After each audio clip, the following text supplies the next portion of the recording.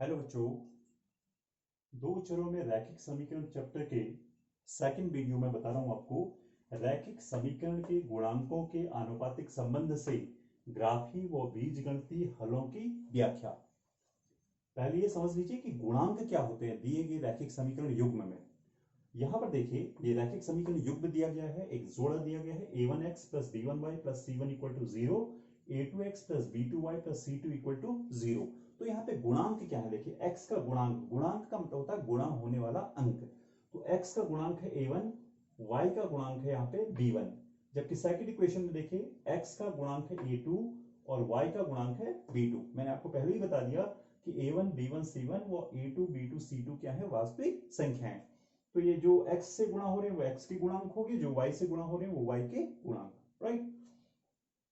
अब देखिए इनसे हम इनके ग्राफी वो बीजगणितीय हलों की कैसे व्याख्या करते हैं, जरा देखिए अनुपातिक संबंध से।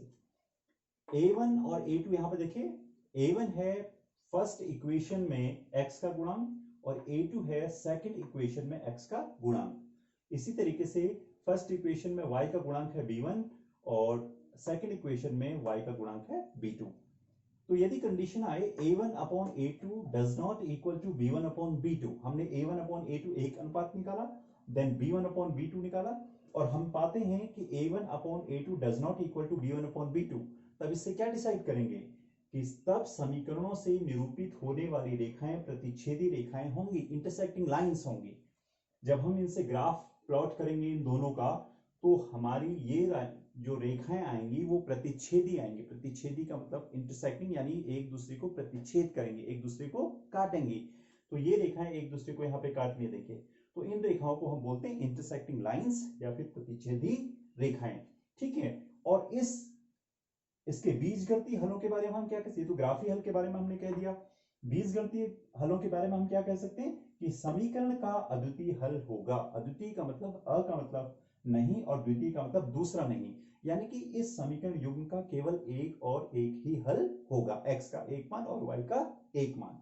अब सीधे से आपने क्या समझना है कि जितने बिंदुओं पर दो रेखाएं एक दूसरे को काटेंगी, इंटरसेक्ट करेंगी, उस समीकरण युग्म के उतने ही हल होंगे। क्लियर। अब यहां पे देखिए ये इंटरसेक्टिंग लाइंस जो हैं सिर्फ एक ही बिंदु पर एक दूसरे को काट रही हैं, तो यह समीकरण युग्म का अद्वितीय हल होगा, यानी कि सिर्फ एक हल होगा।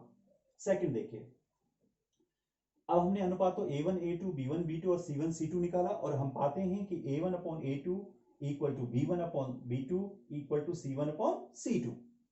यदि यहां पे आपने a1 upon a2 does not equal to b1 upon b2 आपको मिलता है तो c1 अपॉन c2 की जरूरत ही नहीं है, केवल इन दोनों से ही आप डिसाइड करेंगे कि ये कैसी रेखाएं होंगी और इनके बीजगणितीय हल कैसे होंगे। क्लियर।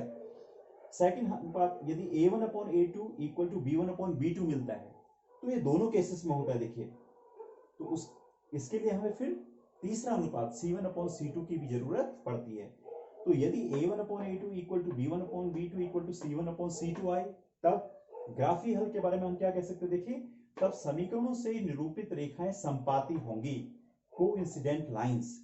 संपाती का मतलब है कि रेखाएं एक दूसरे के ऊपर मर्ज करेंगी, राइट। एक दूसरे के ऊपर है दोनों रेखा देखिए ए बी और सी डी, ठीक है।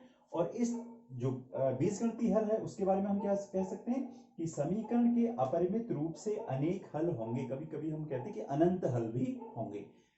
मैंने आपको बताया था कि जितने पॉइंट्स पे, जितने बिंदुओं पे रेखाएं एक दूसरे को इंटरसेक्ट करती या काटती हैं उस समीकरण के उतने ही हल होते हैं। तो यहाँ पे कितने बिंदुओं पर एक दूसरे को काट रही है ये रेखाएं, अनंत बिंदुओं पर आप कह सकते हैं, अपरिमित रूप से अनेक बिंदुओं पर रेखाएं एक दूसरे को काट रही हैं या इंटरसेक्ट कर रही हैं, तो इनके इतने ही हल होंगे, यानी कि अनंत हल होंगे, या फिर हम कहते हैं कि अपरिमित रूप से अनेक हल होंगे। ओके।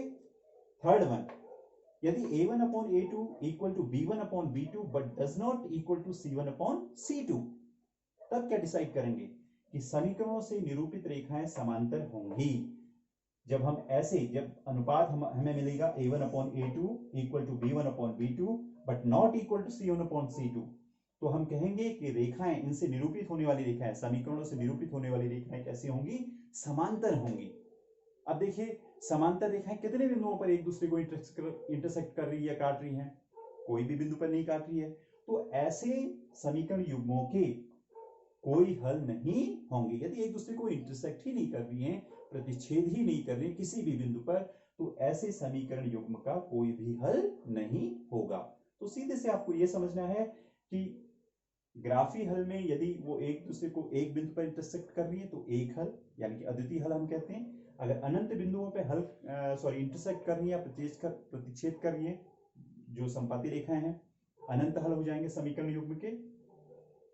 और यदि वो एक दूसरे को इंटरसेक्ट ही नहीं कर रही है, रेखाएं काट ही नहीं रही है किसी बिंदु पर, तो ऐसे समीकरण युग्म का कोई हल नहीं होगा। एक चीज और आपको ध्यान देनी है, देखिए यदि समीकरण के हल हैं, अब हल हैं कहने का मतलब है या तो अद्वितीय हल होंगे या फिर अपरिमित रूप से अनेक हल। दोनों केसेस में हम कहेंगे कि समीकरण युग्म कैसा होगा, संगत होगा।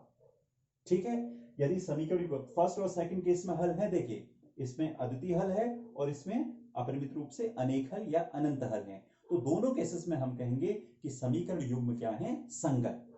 और यदि समीकरण युग्म का कोई हल नहीं है, तब हम कहते हैं कि समीकरण युग्म क्या होगा, असंगत। क्लियर? Okay, thank you.